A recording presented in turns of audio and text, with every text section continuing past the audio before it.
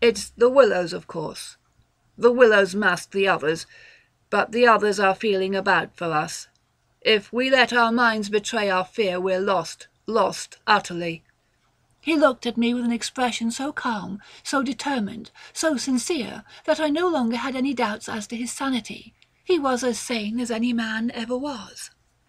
"If we can hold out through the night," he added, "we may get off in the daylight unnoticed, or rather, undiscovered." "But you really think a sacrifice would—" That gong-like humming came down very close over our heads as I spoke, but it was my friend's scared face that really stopped my mouth. "Hush," he whispered, holding up his hand. "Do not mention them more than you can help. Do not refer to them by name. To name is to reveal. It is the inevitable clue, and our only hope lies in ignoring them, in order that they may ignore us." "Even in thought?" He was extraordinarily agitated. "Especially in thought. Our thoughts make spirals in their world. We must keep them out of our minds at all costs, if possible."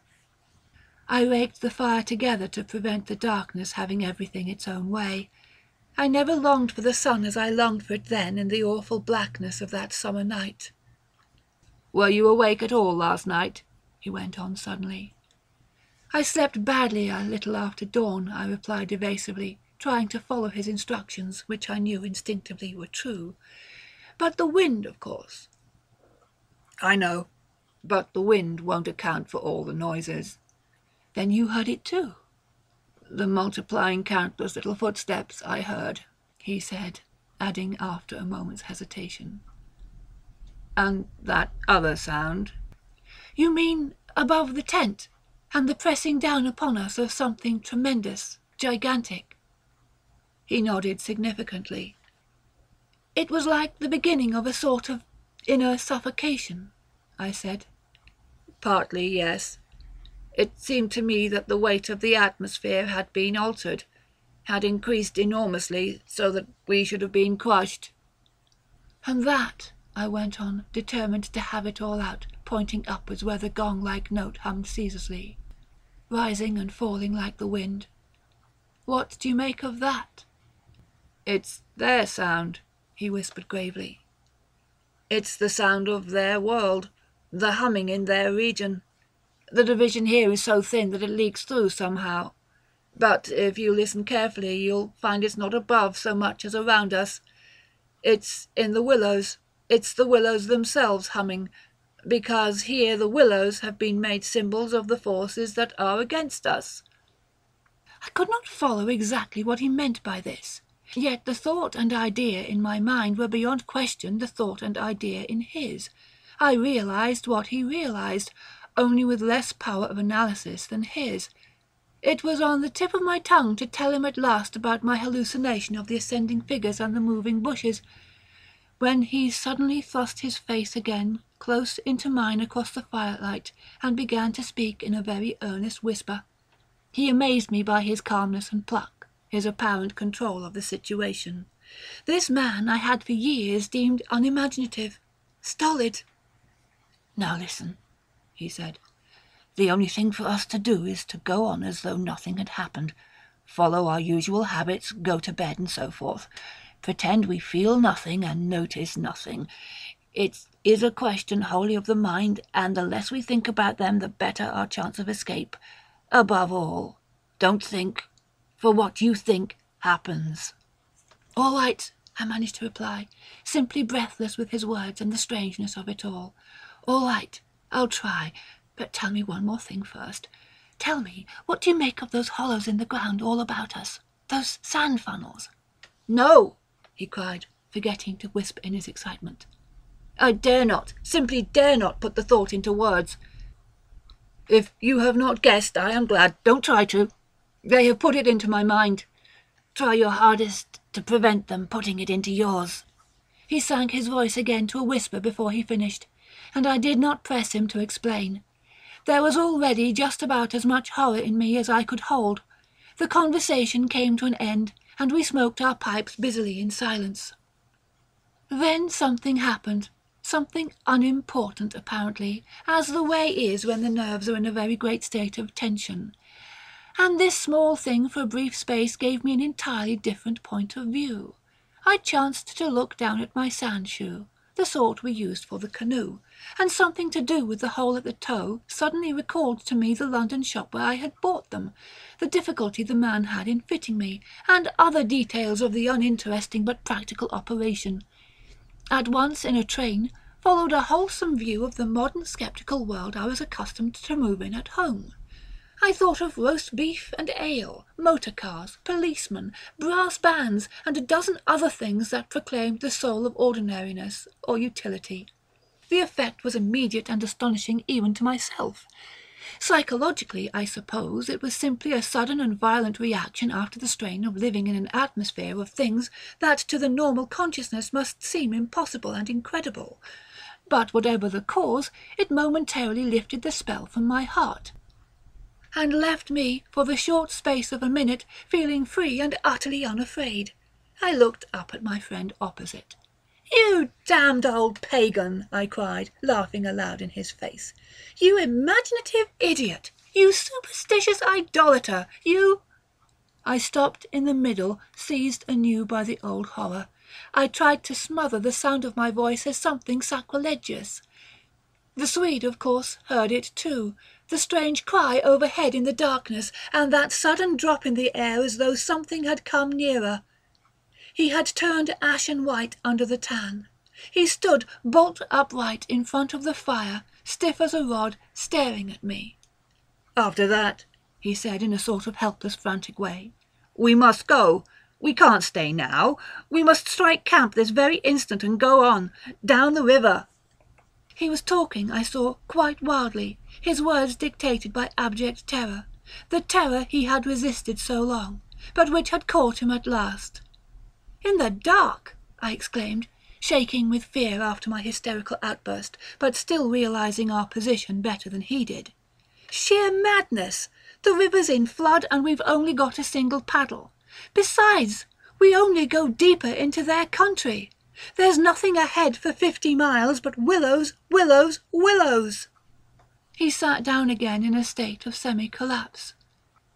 The positions, by one of those kaleidoscopic changes nature loves, were suddenly reversed, and the control of our forces passed over into my hands. His mind at last had reached the point where it was beginning to weaken.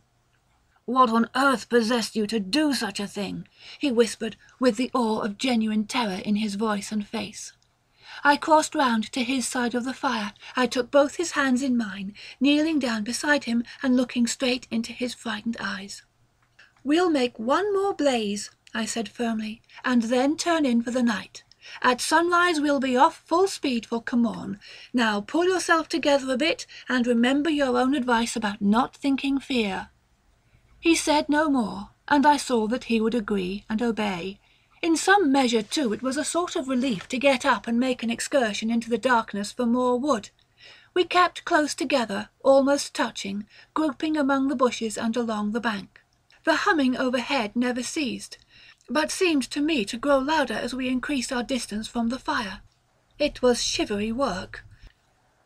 We were grubbing away in the middle of a thickish clump of willows, where some driftwood from a former flood had caught high among the branches, when my body was seized in a grip that made me half drop upon the sand. It was the Swede. He had fallen against me, and was clutching me for support. I heard his breath coming and going in short gasps. "Look, by my soul," he whispered, and for the first time in my experience, I knew what it was to hear tears of terror in a human voice. He was pointing to the fire, some 50 feet away. I followed the direction of his finger, and I swear my heart missed a beat. There, in front of the dim glow, something was moving.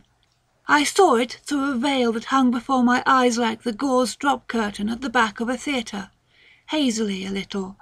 It was neither a human figure nor an animal. To me it gave the strange impression of being as large as several animals grouped together, like horses, 2 or 3 moving slowly. The Swede, too, got a similar result, though expressing it differently, for he thought it was shaped and sized like a clump of willow bushes, rounded at the top, and moving all over upon its surface. "Coiling upon itself like smoke," he said afterwards. "I watched it settle downwards through the bushes," he sobbed at me. "Look, by God, it's coming this way! Oh, oh!" He gave a kind of whistling cry. "They've found us!" I gave one terrified glance, which just enabled me to see that the shadowy form was swinging towards us through the bushes, and then I collapsed backwards with a crash into the branches. These failed, of course, to support my weight, so that with the Swede on top of me we fell in a struggling heap upon the sand. I really hardly knew what was happening. I was conscious only of a sort of enveloping sensation of icy fear that plucked the nerves out of their fleshly covering, twisted them this way and that, and replaced them quivering. My eyes were tightly shut. Something in my throat choked me, a feeling that my consciousness was expanding, extending out into space, swiftly gave way to another feeling that I was losing it altogether, and about to die. An acute spasm of pain passed through me, and I was aware that the Swede had hold of me in such a way that hurt me abominably. It was the way he caught at me in falling. But it was the pain, he declared afterwards, that saved me. It caused me to forget them and think of something else at the very instant when they were about to find me. It concealed my mind from them at the moment of discovery, yet just in time to evade their terrible seizing of me. He himself, he says, actually swooned at the same moment, and that was what saved him. I only know that at a later date, how long or short is impossible to say, I found myself scrambling up out of the slippery network of willow branches, and saw my companion standing in front of me, holding out a hand to assist me. I stared at him in a dazed way, rubbing the arm he had twisted for me. Nothing came to me to say, somehow. "I lost consciousness for a moment or two," I heard him say. "That's what saved me. It made me stop thinking about them." "You nearly broke my arm in two," I said, uttering my only connected thought at the moment. A numbness came over me. "That's what saved you," he replied. "Between us, we've managed to set them off on a false track somewhere. The humming has ceased. It's gone. For the moment, at any rate." A wave of hysterical laughter seized me again, and this time spread to my friend too, great healing gusts of shaking laughter that brought a tremendous sense of relief in their train. We made our way back to the fire and put the wood on so that it blazed at once. Then we saw that the tent had fallen over, and lay in a tangled heap upon the ground. We picked it up, and during the process tripped more than once and caught our feet in sand. "It's those sand funnels," exclaimed the Swede, when the tent was up again and the firelight lit up the ground for several yards about us. "And look at the size of them." All around the tent and about the fireplace where we had seen the moving shadows, there were deep funnel-shaped hollows in the sand, exactly similar to the ones we had already found over the island, only far bigger and deeper, beautifully formed, and wide enough in some instances to admit the whole of my foot and leg. Neither of us said a word. We both knew that sleep was the safest thing we could do, and to bed we went accordingly without further delay, having first thrown sand on the fire and taken the provision sack and the paddle inside the tent with us. The canoe, too, we propped in such a way at the end of the tent that our feet touched it, and the least motion would disturb and wake us. In case of emergency, too, we again went to bed in our clothes, ready for a sudden start. It was my firm intention to lie awake all night and watch, but the exhaustion of nerves and body decreed otherwise, and sleep after a while came over me with a welcome blanket of oblivion. The fact that my companion also slept quickened its approach. At first he fidgeted, and constantly sat up asking me if I heard this or heard that. He tossed about on his cork mattress, and said the tent was moving, and the river had risen over the point of the island. But each time I went out to look, I returned with the report that all was well, and finally he grew calmer and lay still. Then at length his breathing became regular, and I heard unmistakable sounds of snoring. The first and only time in my life when snoring has been a welcome and calming influence. This, I remember, was the last thought in my mind before dozing off. A difficulty in breathing woke me, and I found the blanket over my face. But something else besides the blanket was pressing upon me, and my first thought was that my companion had rolled off his mattress onto my own in his sleep. I called to him and sat up, and at the same moment it came to me that the tent was surrounded. That sound of multitudinous soft pattering was again audible outside, filling the night with horror. I called again to him, louder than before. He did not answer, but I missed the sound of his snoring, and also noticed that the flap of the tent was down. This was the unpardonable sin. I crawled out in the darkness to hook it back securely, and it was then for the first time I realized positively that the Swede was not here. He had gone. I dashed out in a mad run, seized by a dreadful agitation, and the moment I was out I plunged into a sort of torrent of humming that surrounded me completely and came out of every quarter of the heavens at once. It was that same familiar humming, gone mad. A swarm of great invisible bees might have been about me in the air. The sound seemed to thicken the very atmosphere, and I felt that my lungs worked with difficulty. But my friend was in danger, and I could not hesitate. The dawn was just about to break, and a faint whitish light spread upwards over the clouds from a thin strip of clear horizon. No wind stirred. I could just make out the bushes and river beyond, and the pale sandy patches. In my excitement, I ran frantically to and fro about the island, calling him by name, shouting at the top of my voice the first words that came into my head.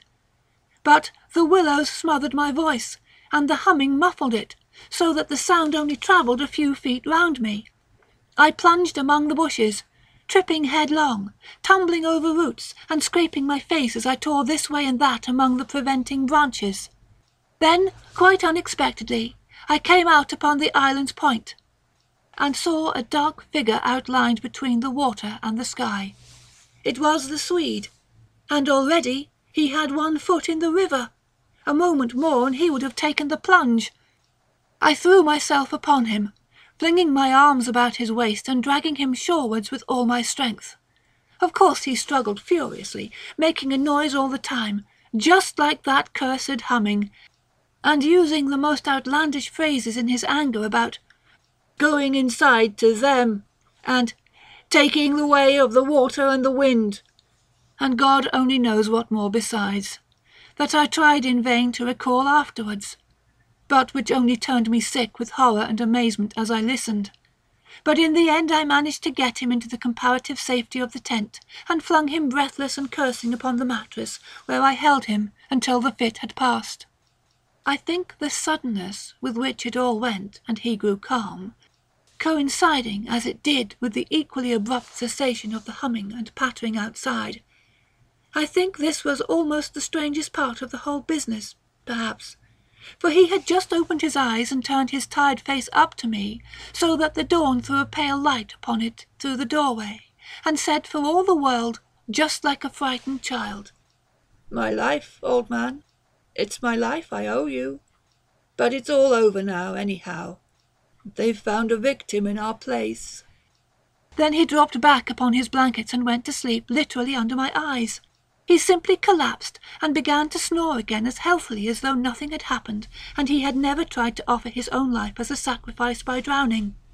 And when the sunlight woke him 3 hours later, hours of ceaseless vigil for me, it became so clear to me that he remembered absolutely nothing of what he had attempted to do, that I deemed it wise to hold my peace and ask no dangerous questions. He woke naturally and easily, as I have said, when the sun was already high in a windless hot sky, and he at once got up and set about the preparation of the fire for breakfast. I followed him anxiously at bathing, but he did not attempt to plunge in, merely dipping his head and making some remark about the extra coldness of the water. "River's falling at last," he said, "and I'm glad of it." "The humming has stopped too," I said. He looked up at me quietly with his normal expression. Evidently he remembered everything except his own attempt at suicide. "Everything has stopped," he said, "because—" He hesitated, but I knew some reference to that remark he had made just before he fainted was in his mind, and I was determined to know it. "Because they've found another victim," I said, forcing a little laugh. "Exactly," he answered. "Exactly. I feel as positive of it as though... I feel quite safe again, I mean," he finished. He began to look curiously about him. The sunlight lay in hot patches on the sand. There was no wind. The willows were motionless. He slowly rose to his feet. "Come," he said. "I think if we look, we shall find it." He started off on a run, and I followed him. He kept to the banks, poking with a stick among the sandy bays and caves and little backwaters, myself always close on his heels. "Ah!" he exclaimed presently. "Ah!" The tone of his voice somehow brought back to me a vivid sense of the horror of the last 24 hours, and I hurried up to join him. He was pointing with his stick at a large black object that lay half in the water and half on the sand. It appeared to be caught by some twisted willow roots, so that the river could not sweep it away. A few hours before, the spot must have been under water. "See," he said quietly, "the victim that made our escape possible." And when I peered across his shoulder, I saw that his stick rested on the body of a man. He turned it over. It was the corpse of a peasant, and the face was hidden in the sand. Clearly the man had been drowned but a few hours before, and his body must have been swept down upon our island somewhere about the hour of the dawn, at the very time the fit had passed. "We must give it a decent burial, you know." "I suppose so," I replied. I shuddered a little in spite of myself, for there was something about the appearance of that poor drowned man that turned me cold. The Swede glanced up sharply at me, an undecipherable expression on his face, and began clambering down the bank. I followed him more leisurely. The current, I noticed, had torn away much of the clothing from the body, so that the neck and part of the chest lay bare. Halfway down the bank my companion suddenly stopped and held up his hand in warning, but either my foot slipped, or I had gained too much momentum to bring myself quickly to a halt, for I bumped into him and sent him forward with a sort of leap to save himself. We tumbled together onto the hard sand so that our feet splashed into the water, and before anything could be done, we had collided a little heavily against the corpse. The Swede uttered a sharp cry, and I sprang back as if I had been shot. At the moment we touched the body there rose from its surface the loud sound of humming, the sound of several hummings, which passed with a vast commotion as of winged things in the air about us and disappeared upwards into the sky, growing fainter and fainter till they finally ceased in the distance. It was exactly as though we had disturbed some living yet invisible creatures at work. My companion clutched me, and I think I clutched him, but before either of us had time properly to recover from the unexpected shock, we saw that a movement of the current was turning the corpse round, so that it had become released from the grip of the willow roots.